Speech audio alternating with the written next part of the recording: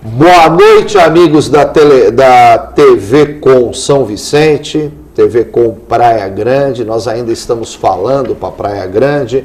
Nosso sinal futuramente deve ser dividido e a gente vai ter uma programação própria para Praia Grande.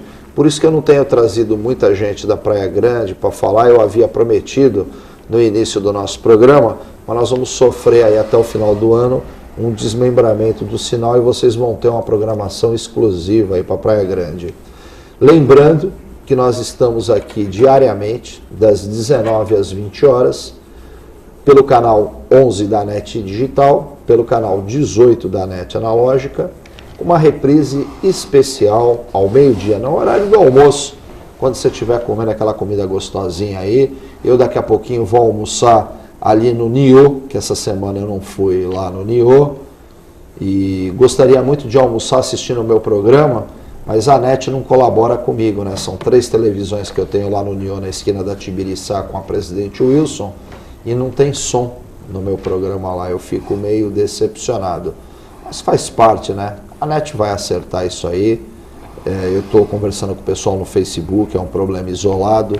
No geral, o pessoal está assistindo bem, mas se você também não estiver me assistindo bem, a imagem estiver ruim ou o sinal estiver ruim, manda pelo Facebook aí o seu comentário sobre a qualidade do nosso sinal e do nosso áudio, até porque a gente precisa chegar com qualidade aí para poder atender você e aos nossos apoiadores.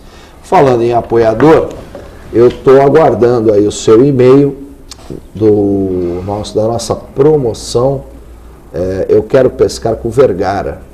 Nós estamos dando um kit especial da Rapala, a maior empresa do mundo na área de confecção de isca artificial, Let's Go Fishing, uma empresa que existe desde 1912.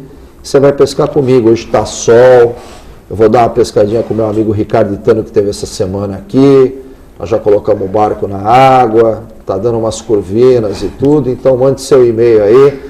Eu quero pescar com Vergara. Você não tem computador? Você é um dinossauro velho? Não tem problema. Liga aí no 3225-6538. Fala com a Vanessinha e fala: Vanessa, eu quero ganhar esse kit aí, eu quero pescar com Vergara. E aí você vai pegar uns peixinhos com a gente. Eu tive com o meu amigo Vicentino Isaías, dono da Sol Nascente, o qual é o homem que fornece aí os nossos kits de pesca. Você gosta de pescar? Você tem que dar um pulinho na lojinha do Isaías ali na Praça Gago Coutinho, 38, em frente à banca de peixe ali, do ladinho do 3º distrito ali no Ferryboat. Eu só conheço um cara que manja mais de pesca que o Isaías, o Ricardo Itana. O melhor material que tem, o Isaías aí é o meu fornecedor, meu amigo, mora em São Vicente e conta tudo para mim aí o que está acontecendo aí no Parque Bitarô. O Isaías é uma das minhas tainhas espiãs, tem uma loja fantástica e se você quiser pescar aí na Praia do Gonzaguinha, na Pedra da Ex-Maconha, que eu não posso falar que é a Pedra da Maconha, que o pessoal da GCM fica nervoso comigo, dá um pulinho lá na Gago Coutinho, 38, na ponta da praia, vai visitar a loja do Isaías, que a loja do Isaías é campeã, viu? Campeã mesmo. Bom, minha gente, teria muita coisa para falar dessas invasões que ocorreram ontem no México 70 e tudo, mas hoje é sexta-feira, sexta-feira porque eu estou gravando, esse programa deve passar sexta-feira aí também. Ontem eu gravei um programa aqui com aquele tenor italiano fantástico, com Ezio Bonini, e eu não vou, na verdade, me apegar muito nessas invasões, que eu até acredito que elas são orquestradas e políticas. Mas o tempo vai dizer disso aí. Hoje eu vou fazer um programa para falar sobre um problema que eu comentei ontem com o meu amigo aqui, com o Ezio Bonini, que é a questão do resíduo sólido. A gente estava falando de Milão, do problema do lixo na rua. Então eu trouxe 2 especialistas, 2 camaradas que são consultores na área de resíduo sólido. Um é especialista na área de saneamento e resíduo sólido e o outro faz a parte de engenharia reversa e a questão social do resíduo. Eu vou apresentar para vocês aqui, do meu lado esquerdo, do seu lado direito aí da tela, o Alberto Mendes, que é um engenheiro civil, um consultor, ele faz parte do Conselhos da Cidade e tem uma atuação muito grande aí no estado do Amazonas na coordenação da implantação dos programas de apoio aos municípios de resíduos sólidos, que faz parte da lei de resíduos sólidos, que é uma lei que está sendo implementada aí a toque de caixa, logicamente com as suas limitações. Adalberto Mendes, boa noite, obrigado por você ter aceitado o meu convite, é um prazer recebê-lo aqui no nosso programa. Boa noite a todos, é um prazer aqui estar para podermos conversar sobre um assunto muito importante para o nosso país. Bom, do meu lado direito, do teu lado esquerdo, eu estou com o Rodrigo Lopes, ele é um consultor também de sistemas de resíduo sólido, mas a especialidade dele aí é a parte de engenharia reversa, é a questão social, a questão das cooperativas, enfim, o Rodrigo vai fazer um contraponto com a gente aqui. Ambos, tanto o Adalberto quanto o Rodrigo, fizeram recentemente uma apresentação na Câmara de Santos. A gente teve um evento recente em São Vicente, eles estão muito linkados aí com a região metropolitana nessa questão da implementação da lei de resíduos sólidos. Rodrigo, boa noite, obrigado por você ter aceitado o meu convite, eu te convidei de última hora lá pelo Facebook, pô, é um prazer receber vocês aqui. Nossa, eu que agradeço estar aqui e o fato de ter sido de última hora até é importante porque o assunto ele exige que sejam feitas as coisas com uma certa celeridade, tá? Então estamos aqui à disposição para discutir o tema. Eu queria que você falasse, eu vou começar contigo, eu queria que você falasse para mim um pouco como é que foi a apresentação que vocês fizeram na Câmara de Santos e o que motivou vocês a fazerem essa apresentação aos vereadores de Santos e a explanar aí essa questão do resíduo sólido e até imputar a eles a responsabilidade de coordenar essa implementação da lei de resíduos sólidos, especificamente na região de Santos, que já está acontecendo no Guarujá, está acontecendo em São Vicente, está acontecendo na Praia Grande. Eu tenho notícias que a Praia Grande deve ser a cidade que deve receber o primeiro incinerador aqui da região. Diz que o Mourão está muito adiantado nisso aí, mas eu queria saber como é que foi, qual que foi a temática e o que motivou vocês fazerem essa apresentação lá. Perfeito, perfeito. A questão do trabalho junto às câmaras, eu digo as câmaras porque nós estamos numa região metropolitana, então a gente não pode falar de resíduo sólido sem compor os 9 municípios. E Santos, por ser, digamos, a maior cidade, a que tem maior geração de lixo, enfim, a riqueza está maior aqui, nada, né, como começar por Santos. E por que eu trabalho via Câmara? Porque, já que nós vamos falar sobre a Lei 12.305, que trata dos resíduos sólidos, da qual o Adalberto é um especialista no tema, um dos artigos desta lei fala que tem que ter um controle social. E qual o melhor controle social, se não fazer um trabalho junto à população, em audiências públicas, na qual a Câmara faça esse capitaneamento, juntamente com o Ministério Público. Né? Então, o que acontece? O vereador, inclusive o Douglas Gonçalves, que preside, né, a comissão para tratar desse tema, ele sensibilizou para o assunto e viu que realmente, se esperar vir as coisas de cima, às vezes demora um pouco mais. Né? Apesar que em Santos, o secretário Cassiônio, o Haddad, eles estão extremamente comprometidos, porque eles perceberam que, por uma razão até de tempo, não dá para ficar brincando com o assunto, até porque o Ministério Público, a qualquer momento, pode entrar com improbidade administrativa para o prefeito Paulo Alexandre. Isso é muito sério. Tá? Então, por conta disso, o trabalho feito com a Câmara, inclusive o Douglas Gonçalves vai convocar via, se não me engano, o VEBS, né? A União dos Vereadores da Baixada Santista. Isso, para que todas as câmaras da região façam o mesmo trabalho. A Câmara estava lotada, né? Desde o pessoal da questão pública de gestores até catadores, associação, ou seja, mostra que isso aqui é uma coisa democrática. Não existe um trabalho sério só vindo de cima para baixo impostos. Né? Então, por isso que é essa motivação do trabalho na Câmara de Santos. Adalberto, você é um especialista, tá? Ele levantou uma questão aqui que eu vou te posicionar numa situação de São Vicente. São Vicente nós temos um lixão, que é o lixão de Sambaiatuba. Existe lá uma cooperativa organizada de catadores e de selecionadores, mas é um lixão que não foi feito nenhum investimento durante os últimos 30 anos aí, tá? O prefeito Biri ganhou a eleição A cidade saiu da mão do grupo do Márcio França.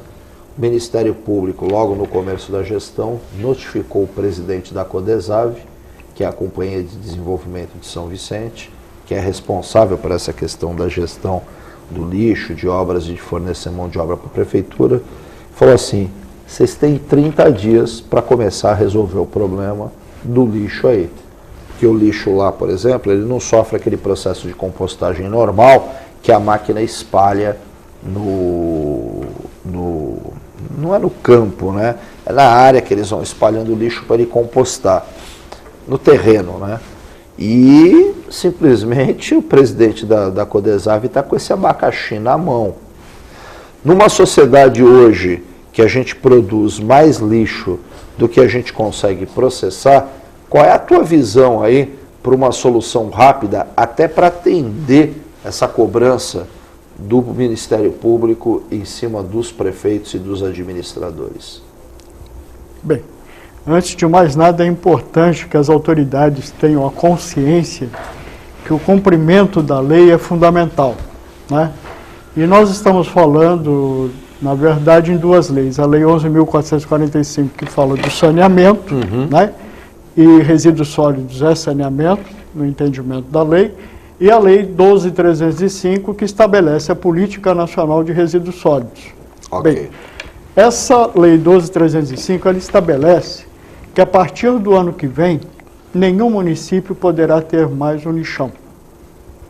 Nós temos Peruíbe aqui, que estava com o lixão aprovado, tudo certinho, eles não puderam utilizar já devido à legislação. Exatamente. Então é importante porque nós já estamos no Brasil com a maioria dos prefeitos passíveis de estar em cursos na lei de improbidade administrativa, né? Por quê? Porque a lei fala muito bem que até dia 2 de agosto de 2012, portanto, há mais de um ano atrás, deveriam ter sido elaborados os planos municipais de gestão integrada de resíduos sólidos. E apenas pintaram no Ministério do Meio Ambiente 8% dos municípios no dia 2, ou seja, 92% dos gestores municipais naquela oportunidade já estavam em cursos, né, por improbidade administrativa. Nossa região, praticamente todos mandaram. Sim. Todos mandaram. Pelo menos para cumprir o prazo. Isso. Porque, veja bem, há muitos lá no Ministério do Meio Ambiente, nós percebemos que poucos municípios cumpriram aquilo que é determinante nos planos. Nós temos que ter a Lei 11.445 e 12.305 fala direto em controle social. A sociedade precisa saber o que vai ser feito para ela poder pagar, porque as leis são muito claras. Todo sistema de saneamento deve ser autossustentável, né? Então, a sociedade tem que participar para saber. É um produto que ela vai adquirir do poder público municipal e vai ressarcir, já que o poder público municipal não pode ter lucro. Então, ele vai ressarcir os custos. Dentro das possibilidades de cada sociedade, ter-se-á um serviço aplicado naquele local. Então, para resolver o problema, antes de mais nada, o município tem que ter um plano de gestão integrada de resíduos sólidos. Resíduo sólido. Depois deste plano, ele tem que cumprir, buscar financiamentos, né, para elaborar ou executar, no mínimo, o mínimo que se exige de tratamento são os aterros sanitários. Menos do que isso é impossível, não é. Tá. Muito se fala no Brasil, não, o meu aterro, eu vejo muito prefeito falando isso, meu aterro é um aterro controlado. Aterro controlado é lixão. Não existe. Não existe. Eu só conheço um aterro controlado no Brasil. Existem outros, eu sei, mas o que eu conheço é o da Lara, em Mauá, que é um projeto lá que foi feito futurista, que eles têm o tratamento do chorume, tem tudo isso aí, mas tem custo para derrubar o lixo lá. Sim. Inclusive, até pouco tempo atrás, ainda existe, acho que uma ou duas cidades da região aqui que mandam o lixo para Mauá, tá? Mas não existe, ninguém projeta um lixão, por exemplo, para se aproveitar ou queimar o gás, para se coletar o chorume. Isso aí isso é falácia. Sim. Isso é falácia. Exato. Você falar assim, não, a partir de hoje eu vou montar um aterro sanitário, vou preparar ele, vou isolar, vou compostar, porque o que dá um mau cheiro é o gás, eu vou fazer a parte de tubulação para não dar o mau cheiro, aí tudo bem, mas pelo que você acabou de explicar para a gente, a CETESB e os órgãos não querem mais isso. Eles querem que dê um outro tipo de solução, né? Sim. Para isso aí. Não querem mais lixão de jeito nenhum. Não, a lei exige que não o tenha mais. Não tenha mais, né? Exatamente. Eu soube, o ano passado eu trabalhei na campanha de Peruíbe, eles estão com esse problema lá que está saturado o lixão deles, o Ministério Público está em cima e tudo. Eles já tinham um novo já aberto, licenciado, e aí eles não receberam a licença de operação, eles tinham a licença de instalação, tinha toda a licença de operação, não foi emitida para se mudar a metodologia.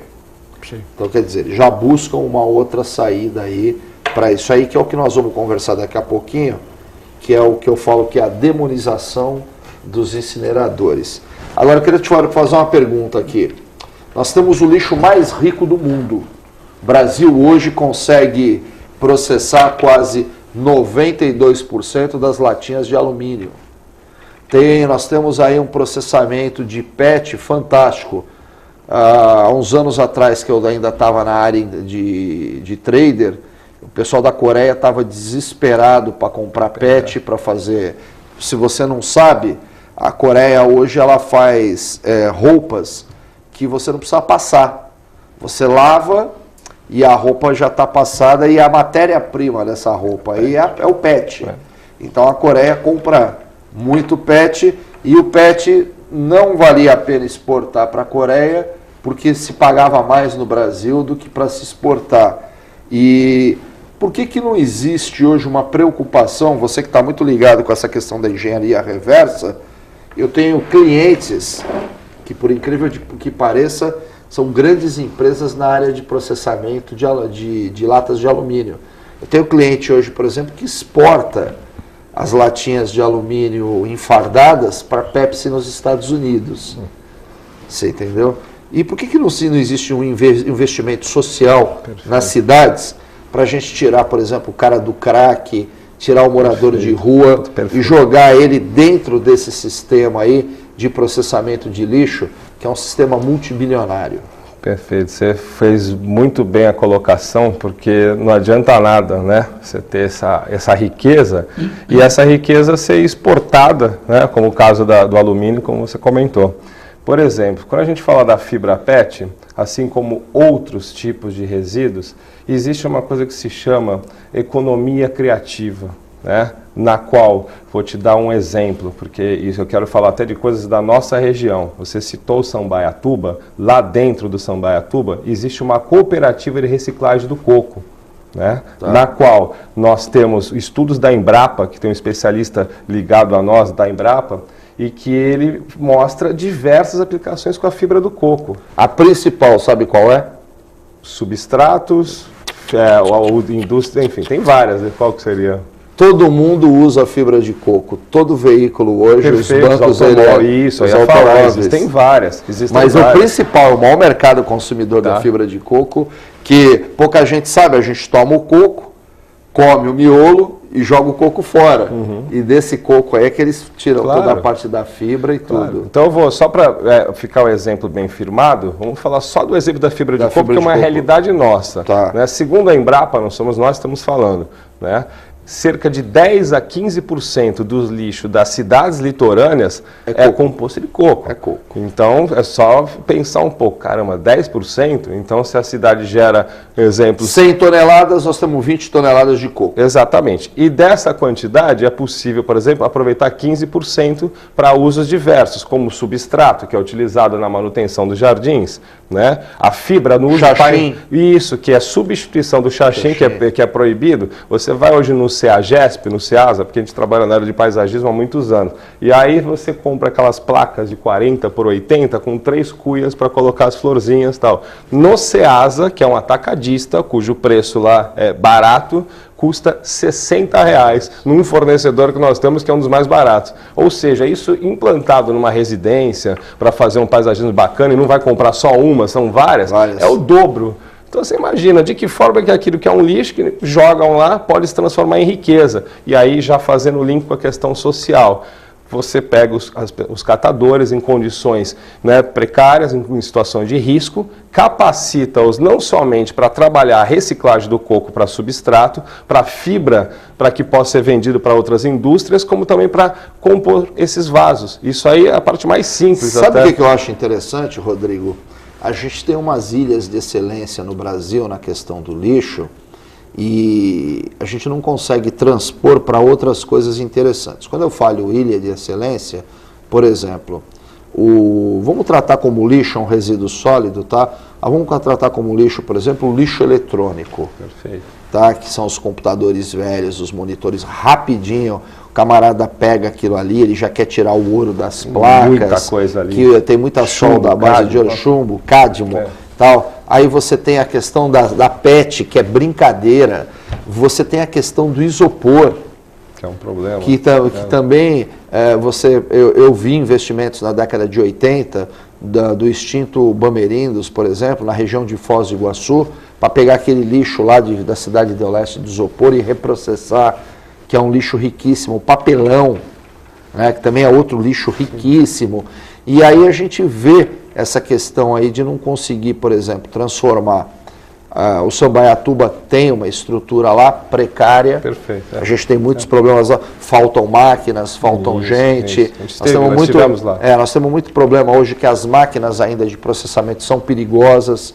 Existe muito acidente ainda em trituradoras. Está se modernizando, mas a gente não vê o investimento, por exemplo, do BNDES, do Banco do Povo e tudo, para se modernizar essas cooperativas aí e aumentar o poder dela. Perfeito. Você imagina, nós temos uma população fixa hoje em São Vicente aí de 360, 370 mil pessoas. Essa população deve subir aí nos próximos 30 dias para 1.700.000, vai. Exato. Quer dizer, você triplicou também a geração de lixo. Totalmente. Só que você não está preparado hoje para triplicar a tua coleta, triplicar o teu processamento. Logística. Que aí é onde entra na tua área. Exatamente. Agora eu queria fazer uma pergunta para o meu amigo Adalberto aqui, que eu estava falando de demonização de usina aí pelos ecochatos. Bom, nós não podemos agora mais montar um lixão. Qual é a solução, Adalberto? O que fazer com esse lixo hoje, em média, por estudos internacionais aí, eu produzo uma média de 1 quilo a 1,5 kg de lixo por dia. A média por habitante. Tem gente que diz que é 500 gramas e tal, mas a média internacional é 1 quilo. Um cara produz 1 quilo de lixo por dia, tá? E aí eu te pergunto, o que fazer com o lixo? Porque não pode mais fazer aterro, tá?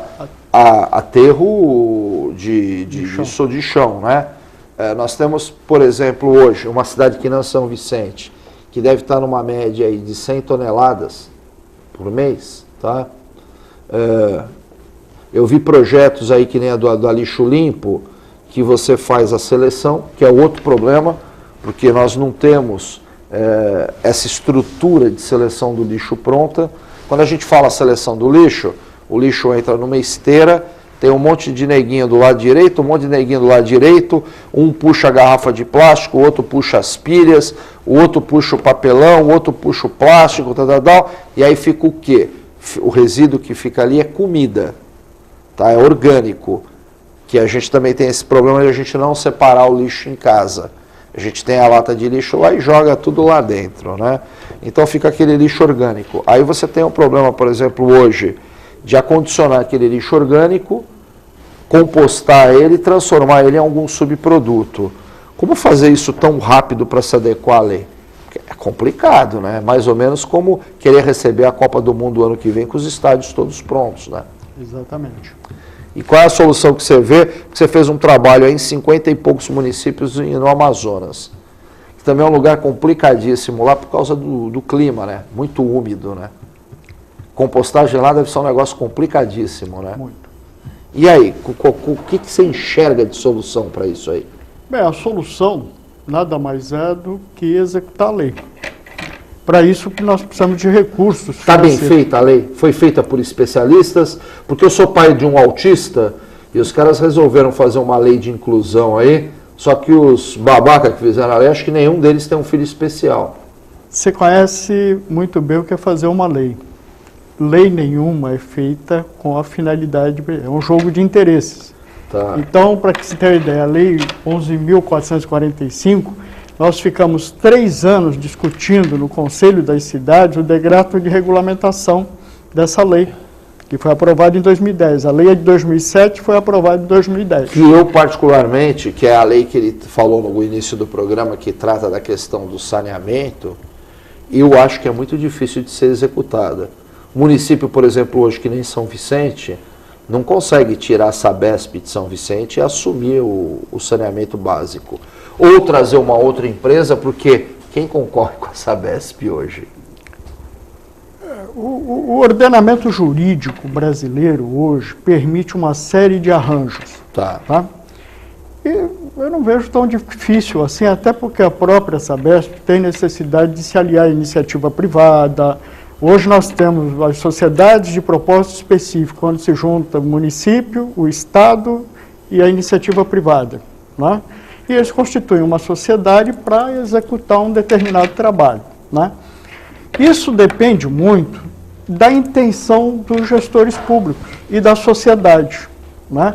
Se a sociedade determinar, junto com o poder público, que vai ser feito por isso que o plano municipal é importante, é onde se discute o modelo de gestão, né? Tá. Nós falamos agora o que fazer com o lixão.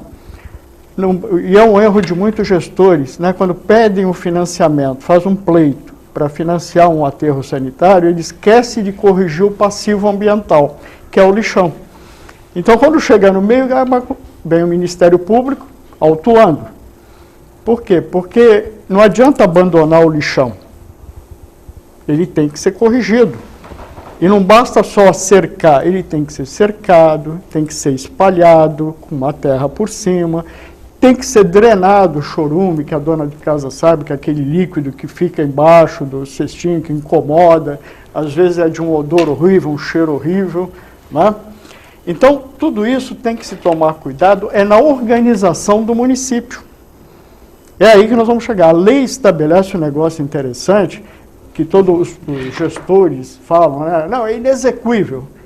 É inexequível porque a lei falava que até 2012, dia 2 de agosto, haveria necessidade de nós termos os planos. 8% dos municípios conseguiram cumprir. Agora, como é que pode? Se o poder público não toma a iniciativa de cumprir a lei, como é que fica a sociedade? Mas isso aí, Adalberto, nós vamos falar muito no segundo bloco e nós vamos para um rápido break aí, fique com a gente.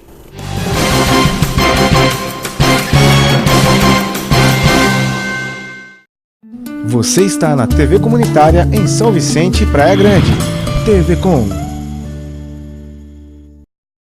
Olá família, eu sou o Dr. Família, estou com você de segunda a sábado às 18h30 aqui na TV Com, canal 11. Olha, toda semana um tema diferente para abençoar a sua vida e a sua família. Não esqueça, de segunda a sábado às 18h30, família é um projeto de Deus.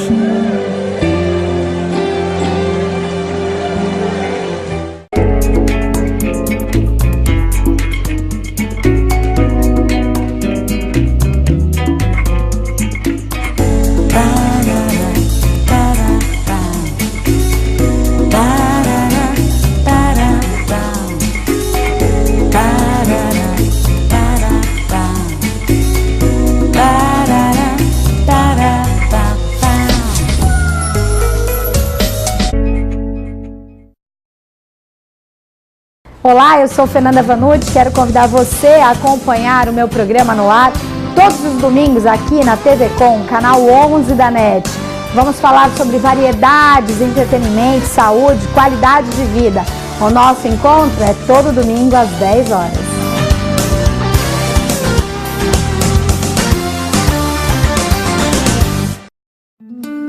Você está na TV Com São Vicente, Praia Grande. Entre em contato conosco pelos e-mails tvcomsãovicente@hotmail.com ou tvcompraiagrande@hotmail.com.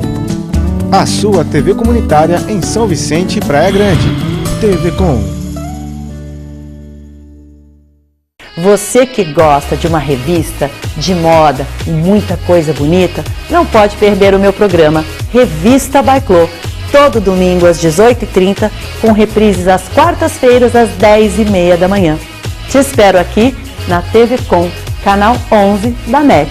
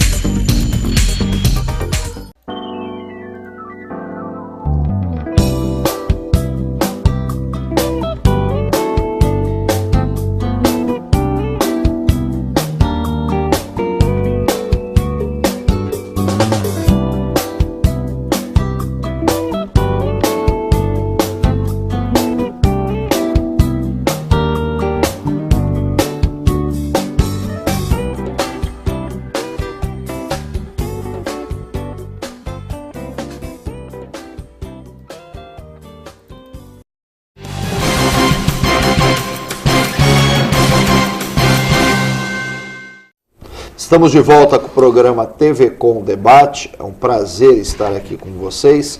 Lembrando a vocês que esse programa pode ser assistido na nossa comunidade no YouTube, no TV Com Debate com Manuel Vergara. Você pode assistir aí no nosso site www.tvcomdebatesv.com.br ou você também pode assistir em todas as nossas redes sociais. Nós estamos aqui diariamente das 19 às 20, com uma reprise ao meio-dia no canal 11 da NET Digital e no canal 18. Então, não tem como assistir esse programa aqui, que está pegando fogo. Olha, antes de voltar para o meu amigo Adalberto aqui, hoje de manhã eu fui visitar a biquineria do meu amigo Marinho Guzman, tá? Então, você aí em São Vicente, está chegando o verão, você está precisando de biquínis aí para sua loja, contato o meu amigo Marinho Guzman. Ele tem um site muito bacana que é www.biquines.tv, biquínis com QU de queijo, tá? O Marinho é um grande atacadista de biquínis aí, ele tem biquínis a partir de R$1. É fantástico, eu fui conhecer lá a biquineria dele, num lugar sensacional ali perto do Morro do Maluf. Então, dá uma ligada pro meu amigo Marinho Guzman aí. Ele quis até me dar uns kits de biquíni aqui para mim sortear. Dia 15 de novembro acaba a promoção aí da pesca. Eu vou começar a dar biquíni pra mulherada aí, tá? Vamos ver como é que nós vamos fazer. Chama-se Biquineria Chiquita Bacana, tá? É o nome da biquineria, da marca dele lá, Chiquita Bacana. O Marinho é um jornalista renomado, estava na Rede Record agora, dando uma entrevista esse final de semana, na matéria do Francisco Coco sobre a diferença de idade. Eu falei para ele que ele é mentiroso pra caramba, porque ele é casado com a Amanda, tem uma diferença aí de 30 anos dentro dessa matéria. Eu falei para ele que ele mentiu muito na TV Record, que o grande segredo dele estar casado com a Amanda é que ele é gastoso, você entendeu? Mas o Marinho é um cara sensacional, inteligentíssimo, ele foge de vir aqui, é um papo aqui que seria muito legal. Você que é lojista, você que tem uma loja, tem um carrinho, vende aí na praia, Chiquita Bacana, é a biquineirinha do Marinho. Dá um toque lá no www.biquines.tv, dá uma olhada, vocês vão ficar impressionados aí. Adalberto, a gente estava falando da questão dos planos de remanejo, a questão do saneamento.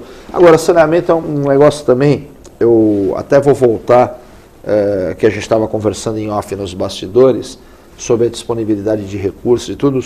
Mas saneamento é uma obra ingrata, né? Porque é uma obra que ninguém vê. Só quem não tem é que reclama por não ter. Porque é um investimento bilionário, não é barato rasgar hoje uma rua, colocar manilhas e fazer um projeto de saneamento, bem como também não é barato tratar isso aí. Não é barato despejar no mar, porque pouca gente sabe, mas a maioria do saneamento tratado é despejado no mar, né? E existe uma preocupação. Hoje eu estava fazendo um programa aqui no outro dia, e a gente estava falando sobre água e fator K, que é a questão da contaminação do óleo na água. Você sabe que eu vejo hoje nas empresas que nem a Sadia, a Perdigão, empresas de grande porte, uma preocupação muito grande de tratar os afluentes e o esgoto, né? Eu, há muitos anos atrás, eu acabei gerenciando a importação de uma molécula que ela faz toda a parte de purificação da água em 24 horas, que é o processo da famosa estação elevatória que nem a gente tem no Orquidária ali em Santos, né? Sim. Que a água vem para ali e ela decanta e ela é tratada e tudo. E aí eu te pergunto, a gente anda aí pelas prefeituras, anda aí com raras exceções, muita gente despreparada. Como incutir a lei? Vai ser na base do chicote? Essa é a pergunta que eu vou te falar. Porque você não vê vontade política dos caras resolverem o problema. Vai ter que ser na base do chicote, o Ministério Público fala assim, tu tá caçado para resolver esse problema? Bem, aí vem uma verdade nossa no Brasil, o melhor controle social quem faz hoje é o Ministério Público, né? Lá no estado do Amazonas, eu diria que a participação do Ministério Público foi fundamental para que tudo acontecesse. De 62 municípios, 59 aderiram, mas não foi com tanta unanimidade assim de deixar Rui Barbosa arrepiado. Tá. Houve a inserção do Ministério Público nos ajudando, participando, não de forma coercitiva, mas mostrando a necessidade, como você fala, Vergara. A sociedade participando é fundamental. Por que a sociedade desconfia de todos os atos políticos? Porque ela não participa. Né? Então, é aquela coisa que quando nós temos a cidadania incrustada na população, tudo flui mais naturalmente. Veja a questão de um plano. Por que um plano? Né? O plano ela estabelece para 20 anos a realidade daquele país, daquele momento, daquele município, daquele estado. Então, o gestor público, como que acontece naturalmente? Há uma necessidade, ele precisa fazer uma obra, tem que ir ao legislativo para aprovar, porque ele não tem... Exatamente. O plano, uma vez aprovado pela sociedade e pelo legislativo, com certeza o gestor público, o prefeito, o governador e assim por diante, ele terá facilidade de governar, que ele não precisa toda hora estar perguntando, posso fazer isso? Vai fazer, né? Como eu estava ali falando nos bastidores, a questão do Guarujá, do abastecimento de água do Guarujá. Depois daquele problema enorme com a vigilância sanitária, que várias pessoas foram acometidas pelo nanovírus, é que se tomou a decisão de fazer uma estação... Você sabe que até hoje, na questão do Guarujá, que aconteceu também em Santos, aconteceu em São Vicente, é que não teve com a intensidade que teve no Guarujá, que foi um surto de diarreia. Eu vou falar o português, claro, que foi uma caganeira geral na cidade. Aí o pessoal indo embora, não tinha como atender, morreram. Mais de 250 pessoas entraram em óbito, porque você sabe que você tem diarreia, o que acontece? Você vai desidratando. A dengue não mata ninguém, viu, gente? O mosquito da dengue não mata ninguém. Você morre de desidratação. Então você foi acometido, por exemplo, de uma diarreia, de uma dengue. Primeira coisa que você tem que fazer é ingerir muita água, até um resfriado. Tá? Essas bebidas isotônicas, que nem eu brinco com o gato-rato, Gatorade, tá? São bebidas, inclusive, que elas conseguem estabilizar o teu organismo porque ela tem alta concentração de minerais. Então, o que houve no Guarujá foi um crime. Nós, particularmente, eu fui um estudioso à época disso aí. Meu filho foi acometido por isso aí, o meu filho especial, foi removido de ambulância, passou mal na escola. Eu, meu amigo Sidney Aranha, que esteve aqui, que é um camarada extremamente polêmico, né, e muito voltado nessa questão do saneamento, nós temos aí uma desconfiança pessoal que basicamente foi o gelo. Se falou muito das comidas preparadas na praia, porque você raciocina comigo, você tem uma água com alto teor de contaminação. O que você faz? Você pega aquela água lá e você transforma ela em gelo. Quando você leva aquilo a baixa temperatura, teoricamente, você vai potencializar o vírus, o mal que tem naquilo lá. Você vai para a praia, senta na praia, me dá uma caipirinha. Aí o cara pega aquele gelo com a água contaminada e joga na caipirinha. e você ingere aquilo lá. Então foi um horror isso aí. Eu espero não assistir mais isso em lugar nenhum. Eu assisti no Guarujá, no meu quintal, mas eu espero. Mas o que eu vejo aí realmente é que é o seguinte, a Sabesp, ela deve muito para a Baixada Santista, porque nós temos cidades aí que nem o Guarujá, que o esgoto não atinge 30%, 31% da população. É um investimento muito alto? É, mas você, como estudioso, como consultor, você vai lembrar que os grandes sanitaristas que passaram por esse Brasil acabaram ficando notáveis. Oswaldo Cruz, o meu amigo Saturnino de Brito, que fez a Ponte Pêncio. Não foi ele que fez, mas ele idealizou para jogar o esgoto de Santos e São Vicente no mar, que vai fazer 100 anos o ano que vem a Ponte Pêncio. Eles se notabilizaram. Nós tivemos agora aqui em Santos o prefeito, que era um grande sanitarista também, que faleceu, do PT, me fugiu o nome dele, mas já vai chegar já. Então, eles acabaram ficando notáveis. Por quê? Porque eles pegaram grandes epidemias em cidades e descobriram o que a gente já sabe. E você teve no Amazonas, você viu isso de perto, que é a falta de saneamento, né? A molecadinha com a barriga d'água, é o verme, é não sei o quê.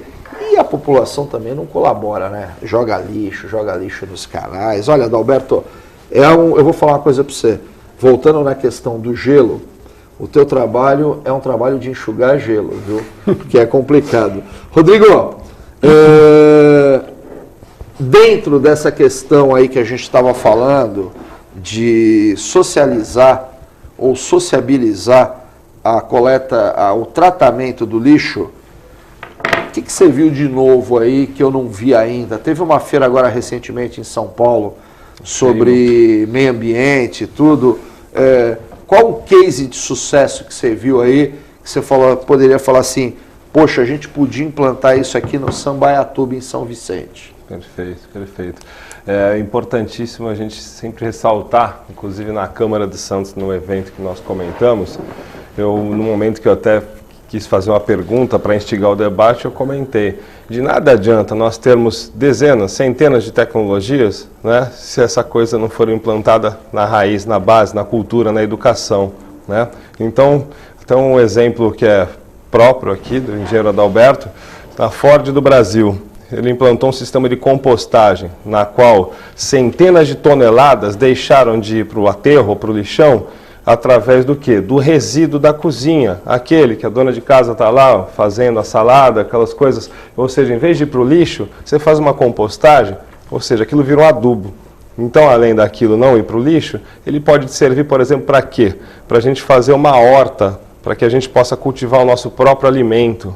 Tá? O adubo granulado para você usar na parte de floricultura. Exato, mas até só para dar um foco, a gente está falando aí de doenças, etc, que é a coisa mais saudável, se você puder comprar uma semente, não precisa de um espaço muito grande, você numa parede pequena, você pode colocar lá temperos, fazer várias coisas em casa. Eu tenho na minha sacadinha lá, eu tenho a minha hortinha de temperos. E qual o custo disso? Nada. Ínfimo.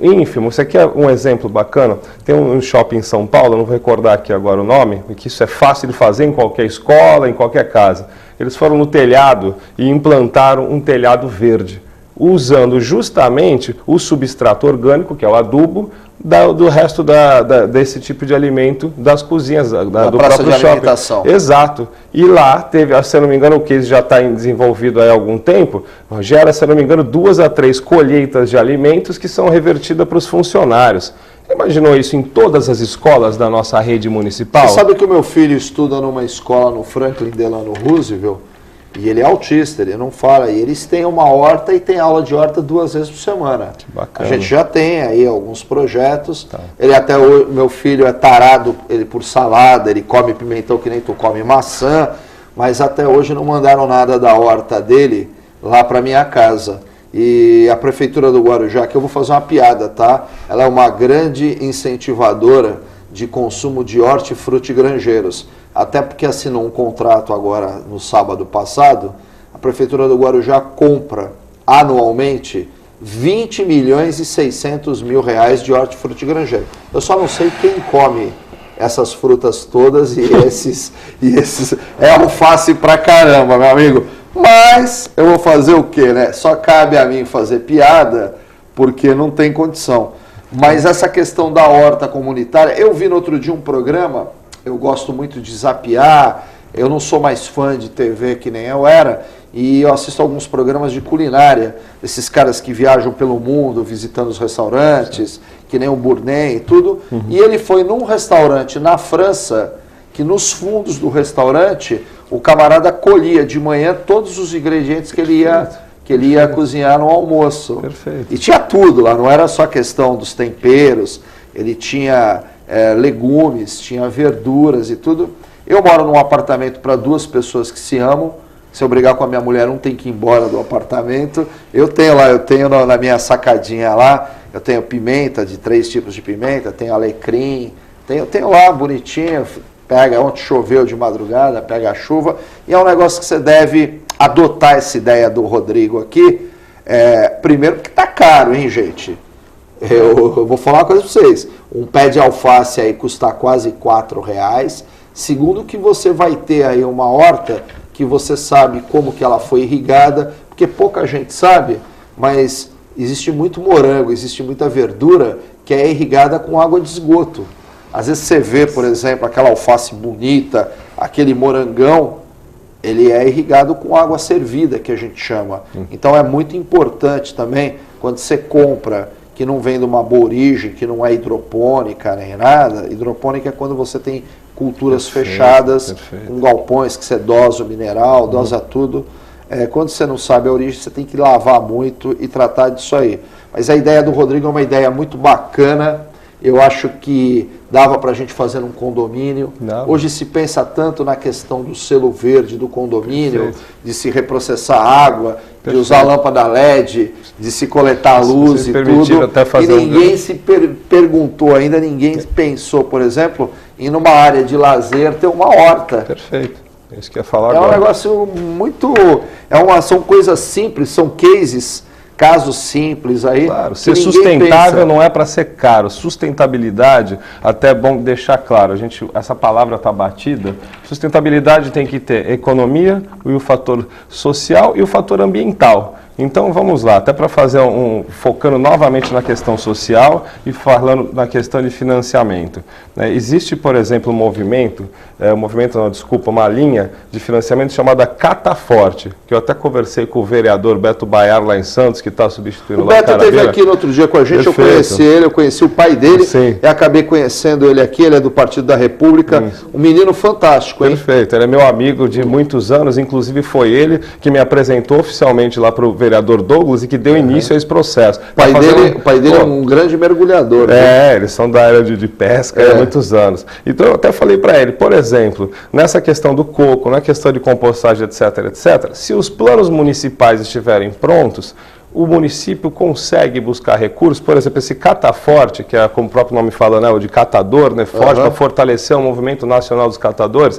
Esse ano teve já os editais e encerrou 300 milhões de reais para quê? Educação, capacitação, justamente para essa parte de educação, fora a questão de equipamentos, que a gente falou que é caro, você montar uma usina de reciclagem de coco, ou de compostagem, enfim. Então tem dinheiro. O que falta é justamente o poder público entender isso, juntar os especialistas e colocar eles para fazer os treinamentos necessários nas comunidades. Você quer ver um outro exemplo? Você falou de hortas urbanas, né? Em São Paulo já tem um movimento chamado Boa Praça, que é bem bacana, vocês olham até no Facebook. Eles fazem um trabalho que nas praças, aos sábados, às vezes fazem reuniões com a comunidade e ali inclusive se fala de plantio de hortas urbanas, né, comunitárias, se fala, por exemplo, de troca de doação de brinquedos entre crianças, justamente para estimular que a família vá à praça, né, tenha aquele ambiente lúdico e que tenha algum tratamento ambiental para as praças, que você olha as praças hoje em dia, até deu no Bom Dia São Paulo recentemente. Não, nós temos um programa, programa em São Vicente de praça fantástico. Tem. O camarada chega lá de madrugada e joga entulho nas praças lá. É o Má Praça em São Vicente. Eu vou te falar, ó, o que a Codesave, o que o Ivo, o que o Piri está passando para limpar as praças, que eu acho que esse cara tem que ir para cadeia. Tem. Filho da mãe que me chega de madrugada. Você sabe que eu tomo café todo dia de manhã com um grupo de notáveis. Tá o meu amigo Marinho Guzman, o meu amigo Caio, que é dono da Iguatemar Imóveis, alguns corretores, alguns arquitetos. Então, a mesa dos velhos lá, né? E o Caio estava falando que o Caio é um cara milionário, tem dinheiro, e ele mora num lugar e tal, e tem uma praça. E acho que um cara lá comprou uma casa, são casas suntuosas, né? O cara reformou lá, ele foi e jogou o lixo na praça. Diz que o Caio não se aborreceu, diz que o Caio pegou, ele recolheu o lixo todo, foi atrás guardou, todo dia de manhã ele pega um saco de lixo e põe na saída do carro do cara. O cara já se tocou, será que ele sabe? E sabe que é ele, lógico que sabe, você entendeu? Porque o camarada que chega de madrugada e joga o lixo, deposita um entulho, deposita o lixo na praça, ele é um criminoso, ele é um bandido. E aí não adianta nada você, meu amigo, que é um camarada que planeja, que teve lá com 59 municípios, que faz um projeto, faz tudo, e o vagabundo vai, por exemplo, num canal e joga o lixo dentro do canal, o sofá dentro do canal. Nós temos muito problema, uma reclamação da Sabesp no Guarujá, quando a gente reclama que a tubulação tem 30, 40 anos e ela está, na verdade, comprometida, porque ela tem que ser trocada e tudo, é a seguinte: pô, a gente abre uma manilha, o que você acha dentro de uma tubulação. Sim. Então tem essa questão da falta de aculturamento da população. E aí eu já vou voltar contigo e eu quero saber o seguinte: dentro disso que tu mostrou lá no Amazonas, tá? Qual que é o grande plus, qual que é o grande case, o que pode vir de modernização hoje para a gente melhorar a questão do saneamento básico, que é um problema, porque são investimentos bilionários, né? A Sabesp quer trazer a iniciativa privada para isso, mas hoje, por exemplo, para se rasgar uma rua, passar uma tubulação, a própria construção de uma estação de tratamento de água envolve milhões de reais, né? O que você vê aí de futuro, de modernização na questão do tratamento da água, que é um direito universal do ser humano? Bem, o problema maior, quando a gente fala, né, foi até interessante a sua posição, né, do Amazonas. Né? O Amazonas. O Amazonas é midiático. Que é mais fácil, na verdade, você começar do zero, sim, planejar do zero, né? Agora, nós elaboramos lá no Comitê de Saneamento Básico o texto, né, do Plano Nacional de Saneamento, que chama-se PlanSab. Certo. Tá? E está na mesa da Presidente da República para aprovação dela e emitir o decreto. E o que acontece? Lá no PlanSab, nós temos que pouco mais da metade do Brasil tem consumo de água compatível com a legislação, uma água potável, que hoje não se fala nem mais em água potável, é água para consumo humano. Até mudaram a legislação para dar um jeitinho, né? Mas tudo bem. Então, metade. 1/3 somente da população brasileira tem seus esgotos tratados. Metade tem os esgotos. E o que é pior, lá no Plano Nacional, nós ainda tivemos que engolir, né? Considerar que fossa séptica é tratamento de esgoto, porque senão não chegaria nem a 1/3. Lógico que não. Poxa. É o absurdo dos absurdos. Então, como resolver? O recurso financeiro está mais do que provado que existe. Lá no Plano Nacional de Saneamento foram feitas 137 possibilidades de crises mundiais. Só o tio falindo é que não tinha jeito, quase foi agora por esse impasse. O resto, o Brasil tem condições de aplicar, sim, em saneamento, porque saneamento é saúde pública. A Organização Mundial da Saúde estabelece que para cada estudo, para cada $1 aplicado em saneamento, se poupam 5 dólares em medicina curativa. É isso aí. Ela preconiza isso, é verdade. Então, o que acontece? Antes de tudo, a sociedade, né, porque hoje a sociedade é chamada a responder pelos seus interesses, né, ele tem que participar. Tem um problema aqui na Baixada Santista, que não é um problema da Baixada, é um problema de todas as regiões metropolitanas, ficou durante 16 anos no Supremo Tribunal Federal para ser julgado.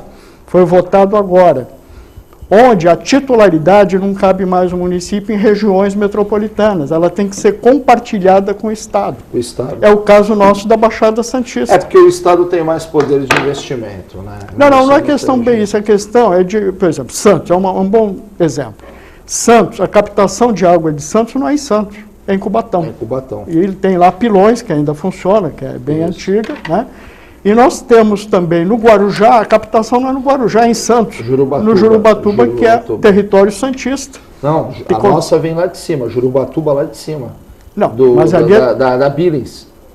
Não, mas aí é outra, eu estou falando do Jurubatuba Mirim, aqui é a captação no Guarujá embaixo, aquela captação que leva para hoje a estação de tratamento de água. Tá. Aquilo é território de Santos. É de Santos aquilo está no limite de onde Santos.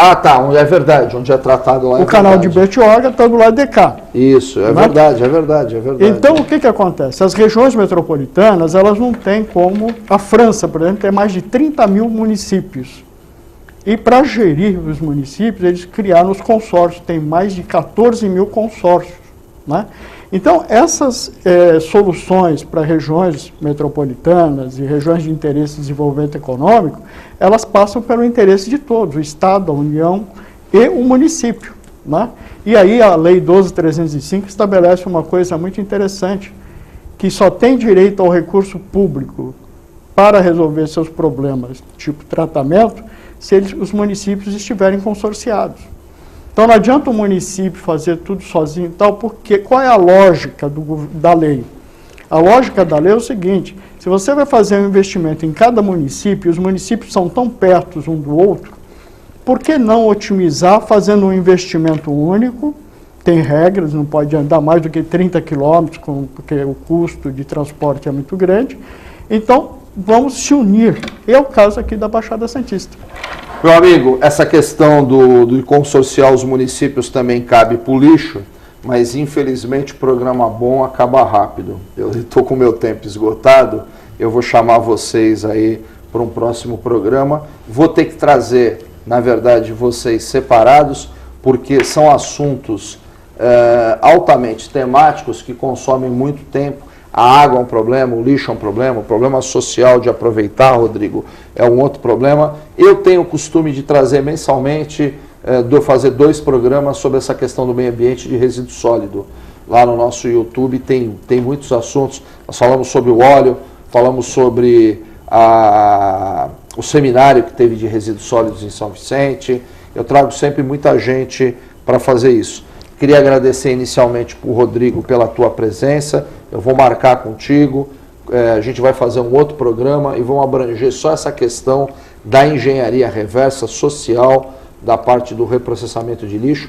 Pô, foi um prazer te receber aqui, ouvir um pouco da tua experiência aí e até te levar para outras câmeras aí, São Vicente, Guarujá, Praia Grande. A gente espera contar com esse teu expertise aí nessa área de engenharia reversa. Obrigado pela tua participação aqui, viu, Rodrigo? Vergara, eu que agradeço mais uma vez, tá? O momento é altamente oportuno e o que vocês precisarem, nós estamos à disposição, tá? Muito obrigado. Obrigado. Adalberto, ele me falou que você mora fora, você está muito tempo viajando, mas eu vou ficar em contato com o Rodrigo aí, que é meu amigo de Face aí, e nós vamos fazer um programa específico sobre isso. Eu quero trazer o Sidney Aranha para conversar contigo, que é o homem que é campeão de processar a Sabesp.